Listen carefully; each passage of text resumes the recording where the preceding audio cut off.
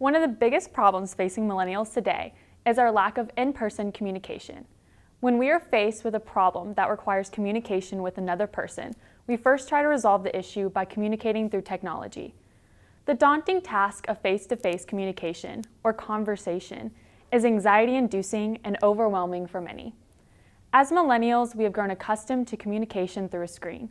We no longer feel the need to track someone down to hold an important conversation, when instead we can spam long text directly into their hands.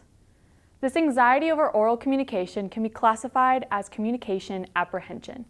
So what does that mean? Communication apprehension is a relationship between a person's self-esteem or personality within social situations. We see this often when an individual is placed in a new situation or surrounding that is unfamiliar environment and requires interaction with unfamiliar people can cause communication apprehension, or CA. Formal situations and places where one is unaware of others' attitudes, values, and beliefs can also lead to apprehension. As young people in today's society, it's important to identify why we have such extreme apprehension to in-person communication. Why are we comfortable to communicate over technology than in an in-person conversation? Communication apprehension has been a problem closely looked at as early as the 1970s, according to the book Communication Apprehension, Avoidance and Effectiveness, published by Dr. James C. Mikorsky, a professor from the Department of Communication Studies at West Virginia University in 2013. Communication apprehension is a concern that has increased with the rise of technology, for it prevents us from overcoming our apprehension of communication. According to Mikorsky, we can be classified into 4 different types of communication apprehension: trait-like, generalized context, person group, and situational. If anything, how we are classified by human nature into one of these groups has not changed much since the 1970s, but how drastically present these traits appear in people today from the influence of technology has. Trait-like communication apprehension is personality-based. It appears in a person from birth and is reinforced or learned from their surrounding environment. This particular form of CA is harder to overcome and worsened by technological use. Technology allows those facing trait-like apprehension to hide behind screens and not face the reality. My current roommate can be classified as one of these people. She views every conversation of any subject as a confrontation. She would rather text or email about something than have a direct conversation. Once I met her family, I realized they all avoid communication. Alexis grew up in an environment where communication was sparse and seen as a form of confrontation, as that was the only form of communication her family had. In this case, Alexis not only was born with communication apprehension, but it was reinforced with her environment from an early age and hindered further by technology and adulthood. While trait-like CA is born and bred, generalized context CA is anxiety of communication within a general context. This is shown when a person has apprehension about communication in one type of context while having less or no anxiety in another. The most known example for context anxiety is public speaking. Almost 70% of students suffer from a certain level of communication apprehension triggered by public speaking. We see this on a daily basis within the classroom, meetings, and small group discussions. Generalized context can be seen most often in situations where the outcome is unknown or unfamiliar. We may be comfortable telling individual group members an idea you have for your project, but the idea of telling them all together causes you anxiety.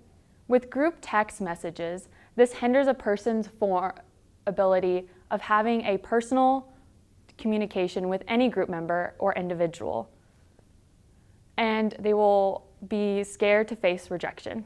Over text, you're in a familiar and safe environment where you can't see the other person. So in your mind, they can't accurately judge you and you can control your personal outcome. Interpersonal group communication apprehension repeatedly occurs when an individual interacts with a certain person or group. As explained by Mikorsky, a personal group apprehension is a response to situational constraints generated by the other person or group. For example, I might be apprehensive to speak with my coworkers, but may feel no apprehension when speaking to customers. And this classification type, the person or group can be familiar or unfamiliar. You can put the same person in a different environment, but regardless, their apprehension doesn't change if the group causing the discomfort stays the same. This is seen with technology every day, regardless if we like talking to a person face-to-face or not. Even over screen, our apprehension remains unchanged.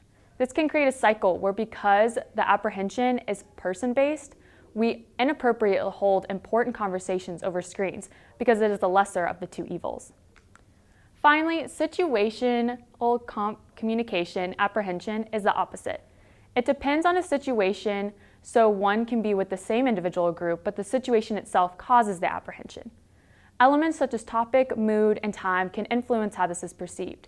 For example, I might be terrified if Professor Vincent asked to see me after class in her office, but comfortable if after class I went to her office to ask a general question about our next assignment. It's a response to situational elements created in a particular moment by yourself or someone else. With technology, we can create any type of situational elements we want, even if it's not what the sender originally had in mind. Constantly with communication through technology, meaning and messaging gets lost in translation.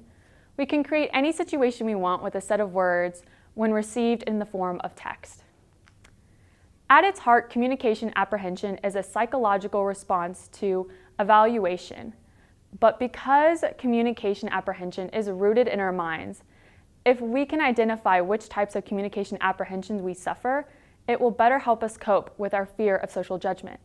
When communicating face-to-face, we often notice our heart pounding, our hands feeling clammy. We may break out in sweat or have butterflies. Anxiety about communicating is profoundly disconcerting because we feel powerless to control our bodies. It's easy for us to avoid this experience with technology, but we, as millennials, should now start to identify what makes communication difficult for ourselves. How can you do this? Identify key moments of in-person communication anxiety. Think about the types of communication apprehension types and place yourself into one of these categories. Once you have identified the area of concern, you should slowly start to expose yourself to the situation more and more till you've overcome or lessened your communication apprehension. Overall, this will lend itself towards making it easier to communicate in the world around you and cope in all future job environments.